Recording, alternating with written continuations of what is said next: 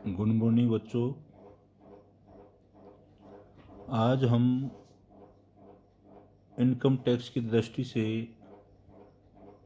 Income from house property वाले heads का अध्ययन करेंगे। प्यारे बच्चों, ये हर व्यक्ति की के पास में प्रॉपर्टी होती है। उस जो प्रॉपर्टी से जो किराया मिलता है वो इनकम टैक्स की दृष्टि से टैक्सेबल आइटम माना जाता है। तो उस पर टैक्स की गणना कैसे की जाए, इनकम टैक्स की दृष्टि से टैक्स की गणना कैसे की जाए, उसका अध्ययन income from the house property के अंतर्गत करेंगे। मैंने आपको सभी हेड्स का एक चार्ट प्रस्तुत किया है कि कौन सा धारा के अंतर्गत किस सेक्शन के अंतर्गत उसका अध्ययन करेंगे उस हेड का। और हेड में भी आपको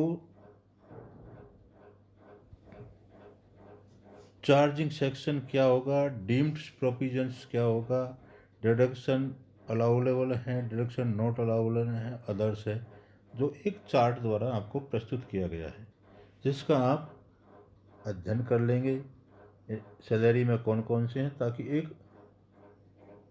आपको एक ब्रीफली मालूम पड़ जाएगा कि वो सैलरी में क्या क्या है और इनकम फ्रॉम हाउस प्रॉपर्टी में क्या है और प्रॉफिट एंड गेंस में कौन कौन से सेक्शन के तहत धारा के तहत अध्ययन करेंगे। एक आपको मेमोरी के लिए ये मैंने दिया हुआ है।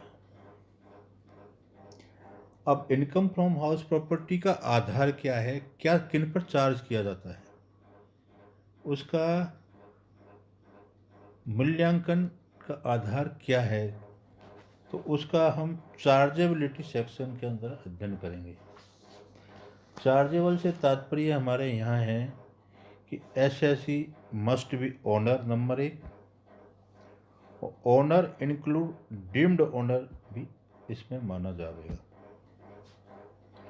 समझ गए आप। नंबर दूसरा है annual value of the building और land appurtenant there to.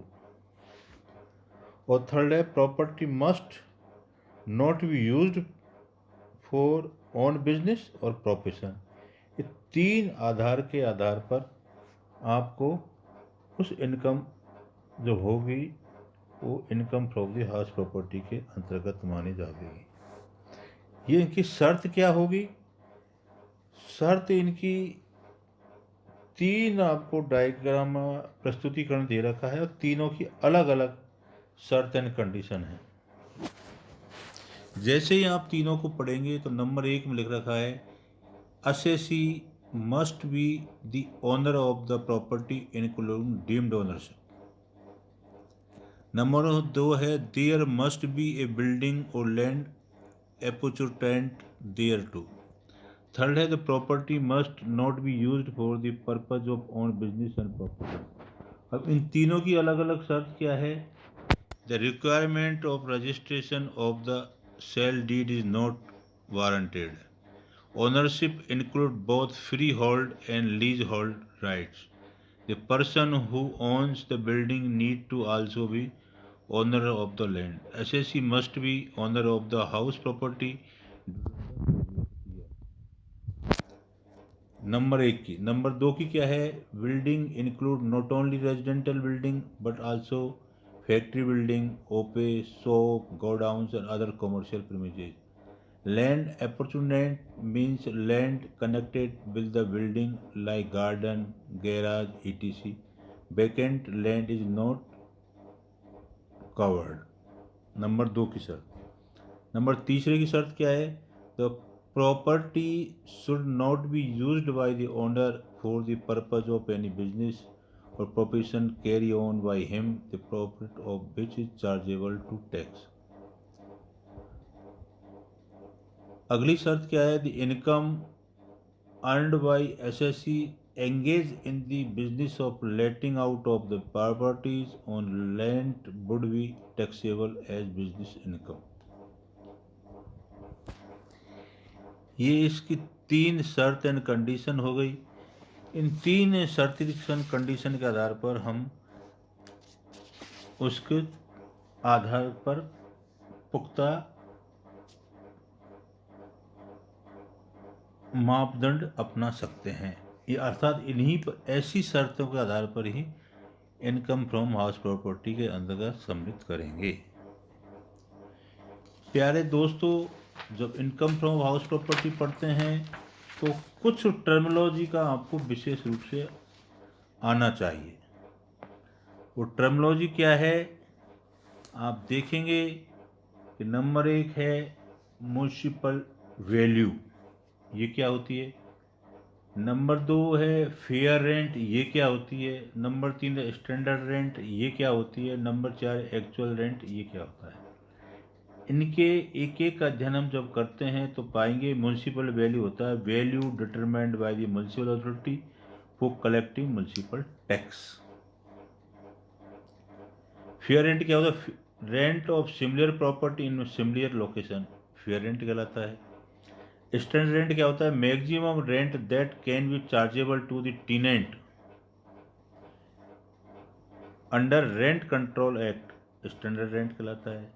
Actual rent, rent charge for the property during the period the property is actually let out, अर्थात एक्चुअल रेंट कहलावेगा।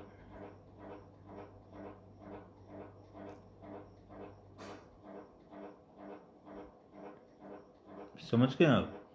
तो इस तरह आपको income from the house property का हम लोग अध्ययन करते हैं। अगला प्रोविजन आता है जो महत्वपूर्ण है, वो है let out throughout the previous year with unrealised rent with vacancy. इसका मतलब होता है कि vacancy means a period for which the tenants has vacated the property during the previous year and no other tenant has occupied the property. Owing to vacancy, if the actual rent is lower than the expected rent, the actual rent I receivable shall be gross actual value of the property.